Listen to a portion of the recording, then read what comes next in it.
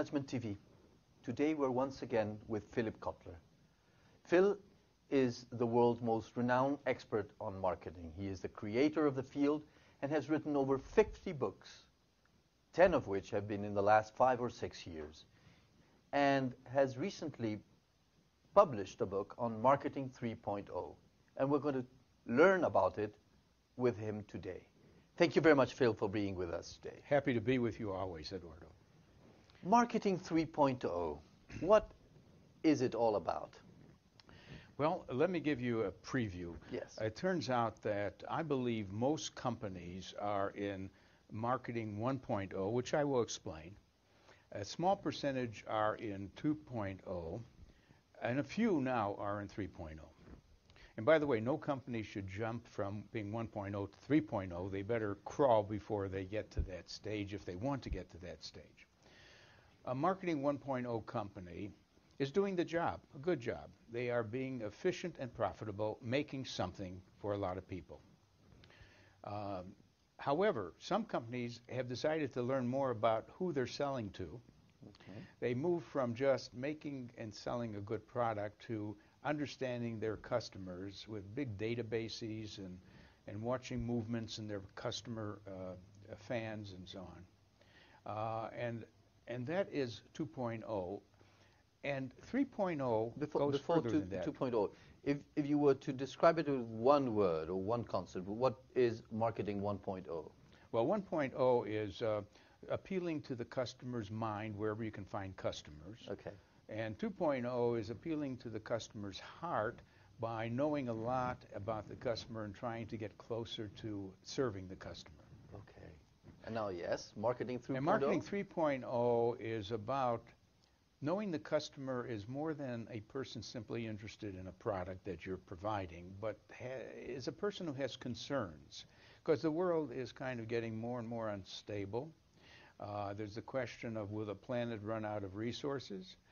There's the question of poverty, water shortage. And so it's a context for a company saying, we care too. Mm-hmm. We not only want to sell what you want in the best form possible, but we would like to make sure that we understand the world you're living in, and we're trying to make a difference and also make a better world. That's 3.0. In one word would be? Caring about the planet and the world. Okay. Let's try to define the basic marketing concepts and apply them to Marketing 1.0, 2.0, or 3.0. Sure. For example, positioning. What is positioning? Well, positioning is letting your target customers know how you will differ from the other competitors in offering points of difference and not only points of parity. We use those terms. Most companies have to at least do the same thing the other companies are doing. Then they're on par with that.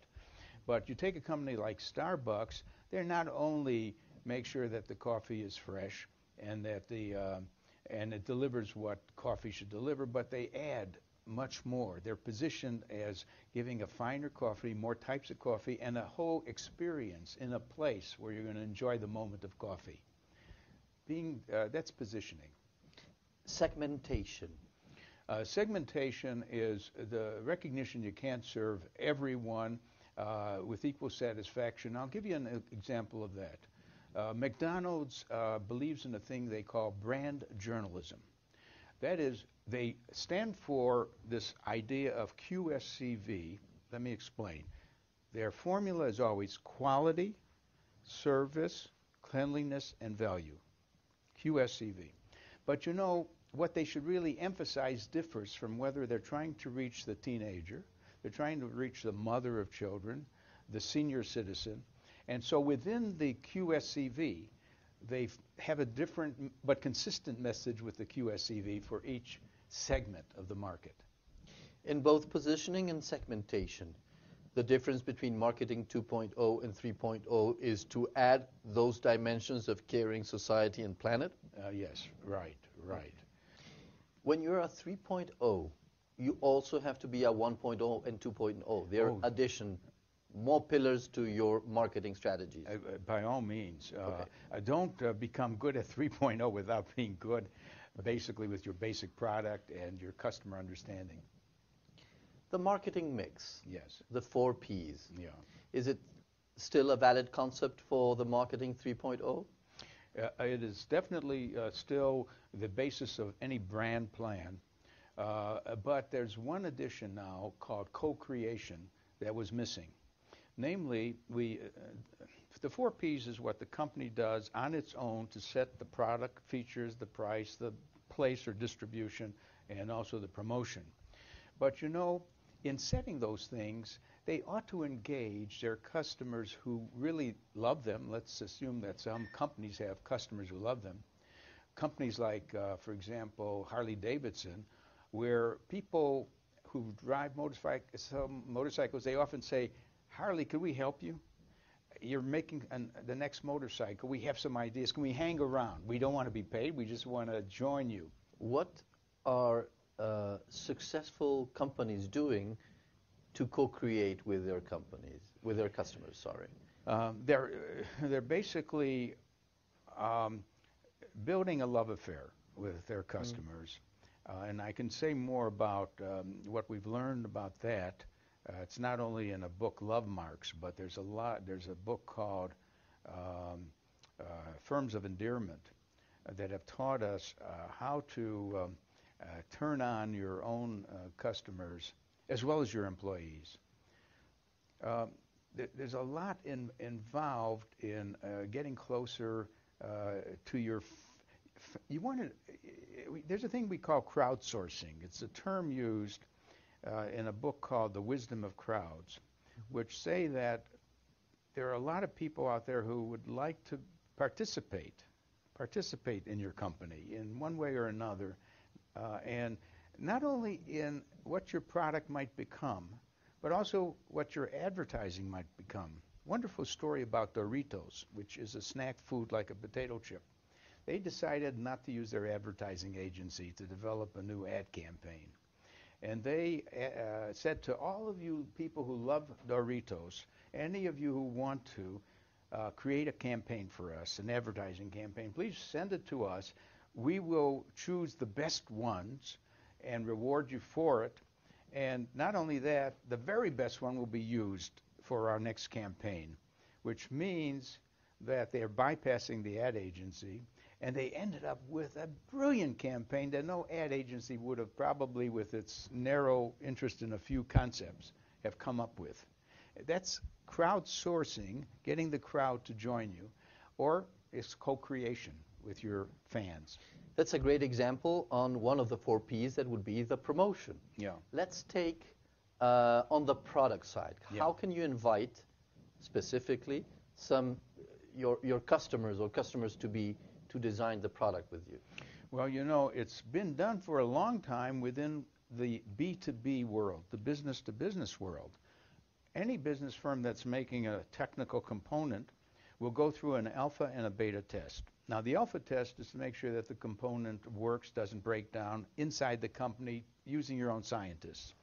But then they select a subset of customers with whom they have a good relation, and they ask them to try the product and to suggest any improvements before they do a launch of the final product. So beta testing is the same as co-creation. Okay. Question is, what about a consumer packaged goods company? Well, they do it by having maybe a consumer panel. In fact, do you remember research being done at MIT called lead users? Lead users. No. The professor in that area has shown many companies that they will always have some users who are demanding. In fact, they take the product they just bought from you and improve it themselves. It could be a computer where they play around with the software or the hardware and make it work better. So lead users is another version of watching people take your product and make it better. Let's see co-creation with price. Yeah. Is that possible or that's too risky? How can customers help you set the appropriate price? Well, you know, it's done in the following way, which most companies can't do it that way. When you say at a restaurant, and this has happened, come in, order what you want, and then pay whatever you want. Okay. That is to say, and a movie theater could do it. Mm-hmm. Movie theater could say, just come in, watch the movie, and just leave whatever you thought the movie was worth. Okay. It hasn't spread, but it is a way of saying, let the customer be the judge of the value of the product. And finally, if we go to the 4 Ps with co-creation, would be place, distribution. How can customers help you co-create your distribution channels? Well, it isn't the final customers there. It is the distribution channels that are your customers at the intermediate level. Yes. And do you know many of the middlemen have been actually reshaping the product.